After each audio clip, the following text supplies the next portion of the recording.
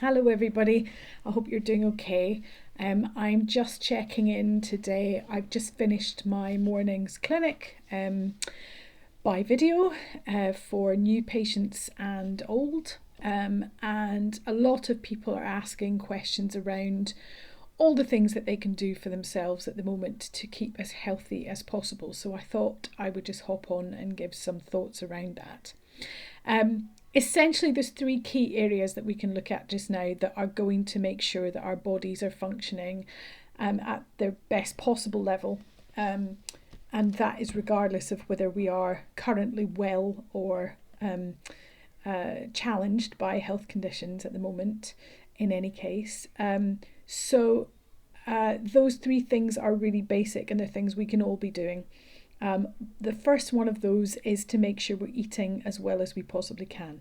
So getting in your fresh fruit and veg is really important right now because we need to make sure that our bodies have all of the vitamins and minerals that they need in order to function properly. And of course, there are certain ones that are very important for our immunity. But in general, we need to be strengthening ourselves up right now. So vitamin C is really important. Of course, fresh fruit and veg, particularly citrus fruit. Zinc is really important too. But really making sure we've got a good rainbow colour of fruit and veg on our plates. And happily, at least where I am just now, the shops are fairly well stocked just now with fresh fruit and veg. So making good choices around eating. And we know that things like refined sugars will depress our immunity. And so reducing the refined sugars that we're taking would be a really smart move right now. The second area where we can help ourselves to be better would be around sleep. So sleep, as we know, is where our bodies go to do their deep repair. That's where if you are ill, you tend to sleep more because your body is concentrating on looking after itself, on its defences, or on killing an invader, or on whatever it is. Sleep is really, really important. We also know that things like your pain threshold is lower if you haven't slept well. And so one of the things we need to do is make sure we're getting sleep. It's worthwhile saying that a lot of psychologists have been writing some interesting papers online around our responses to the current situation, and one of those is to notice that most of the country, or in fact the world, is responding in a very classic grief response. So that's been a well-studied phenomenon, and we know that grief has 4 key stages. I always forget the last one. So the key ones for the moment, though, to be thinking of are denial, anger, and acceptance. And we will all be somewhere along there. Grief, if you have never experienced it before, is an incredibly physical experience, actually. And it is amazing how physically tiring it is. People will tend to sleep a lot. And it's also worthwhile remembering that sleep is a classic response to trauma. And I would certainly say that being in lockdown as we are, having our, giving up our civil liberties, if you like, on a day-to-day basis, our right to go about our business as normal. Some people have had to shut down their businesses. My husband and my clinic is closed currently, although I am still able to work. All those things are traumatic. And so don't be surprised if you feel the need to sleep more. And what I would say is just go with that and keep doing, allow your body to have sleep if it feels like sleep is what it needs. Some people at this point are going to struggle to sleep. So there's kind of 2 aspects of that going on. And if you are struggling to sleep, then there are several things that you can do. If you're not normally an insomniac or you normally sleep fine, you probably don't have a raft of tools in your toolbox to deal with this. Whereas people who don't sleep well normally have probably got quite a lot of things that they already know they can do to help themselves. So one of the key things would be not to drink caffeine, at all in the day if you can help it, but certainly to limit your caffeine in the late afternoon and into the evening, and instead opt for something. So non-caffeinated is fine at this point. as in decaffeinated coffee or tea, it's fine. But you could go a step further and really make those drinks that you're choosing work hard for you. And you can do that by opting to drink hot herbal infusions. Now, I bet that most of you, if you've ended up on my page or my YouTube channel, you have an interest in herbs. You probably have herbal teas in your cupboard. I have tons of different kinds that I've randomly picked up over the years. But if you don't, then in the supermarket, it's still possible to get herb teas, and you can be really smart with your choices. So things like chamomile, or even peppermint is not calming, but it's the lack of caffeine and the support for the digestion that might make it easier to relax and get into a sleep state. Of course, some of the bigger brands have their own sleep teas. And so things like, I'm the herbalist who helps Twinings to put together their herbal infusions, especially their functional blends. So the Twinings super blends are my babies, and we certainly have a sleep mix in there, and we have a relax mix as well. If you can hear shouting in the background, that's my 6-year-old, by the way. We are all doing this working from home with kids thing.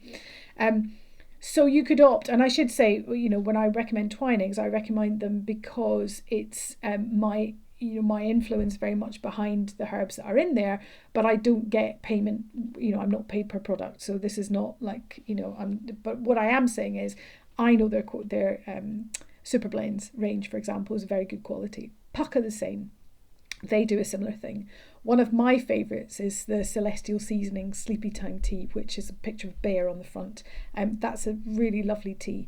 And so if you're having problems sleeping, pick the drinks that are going to be hot, soothing drinks to you, but that are also going to calm you down, that are going to stop that nervous system response, that are going to, especially if they are sleep teas, they will probably have valerian and passiflora in them because they're classic sleep remedies that are actually going to work for you. Tidy up your sleep hygiene. If you don't know what that means, go and Google it. It's basically about don't have your laptop or your phone in the bedroom. Take care of blue light before, don't be exposed to too much blue light from your phone before you go to sleep, because it can interrupt the melatonin that your brain needs to switch off and go to sleep. Try to go to bed at the same time. Try to have a sense of routine about what's happening in amongst this chaos where really routine has gone. So tidy up your sleep hygiene and think about drinking things that are not stimulating but are actively calming. Speaking of calming, the third area, so we've got diet, make sure you've got everything your body needs to be healthy. Don't do sugar because it's going to depress your immunity, and nobody needs that right now.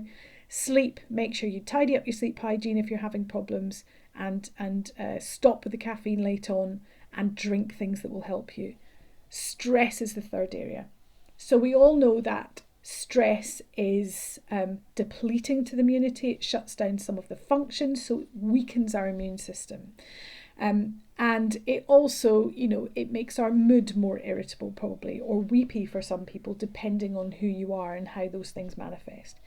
And I would argue that even though you might be the calmest person ever, all of us are under stress right now. It doesn't always manifest in a person in terms of their anxiety or palpitations or buzzy head or any of those things.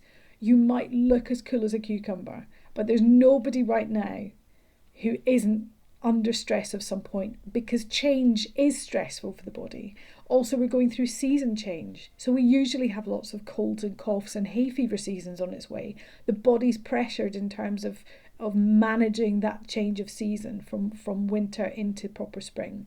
And so I would just say that it is a really good idea to look after your adrenals right now.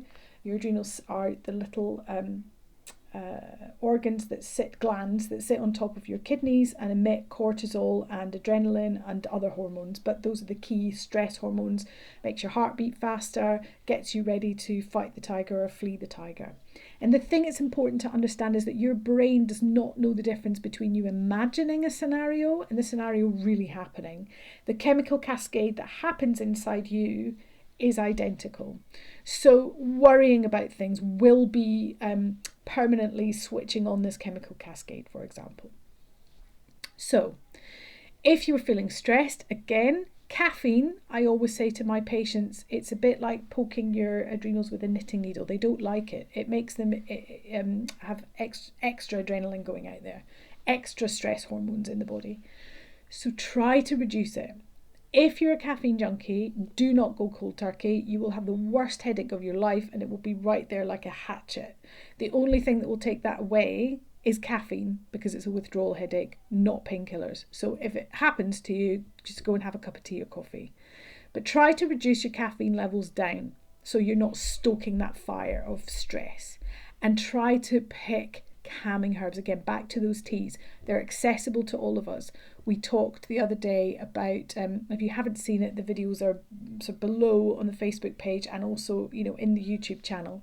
We talked about getting out in nature, which is a stress reliever in itself, being in natural places if you can. I'm so thankful that I can right now. You can feel, when I walk in the woods, I can feel my shoulders drop.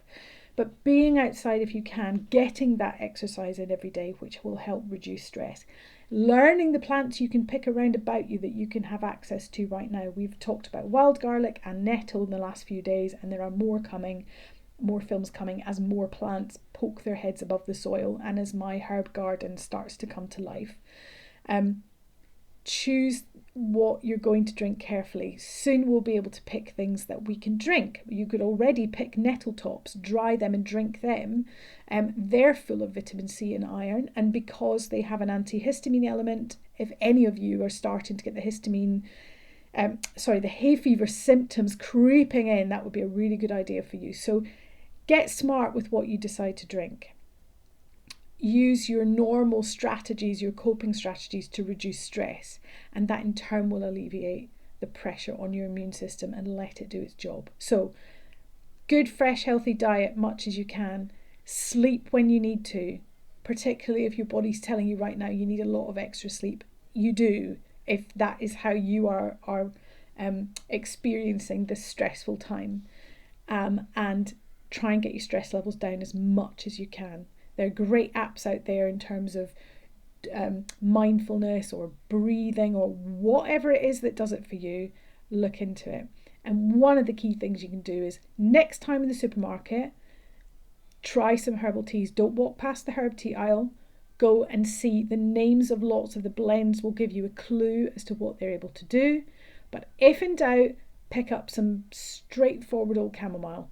And it will really help to take the edge off the adrenaline and the stress that's going on for us now.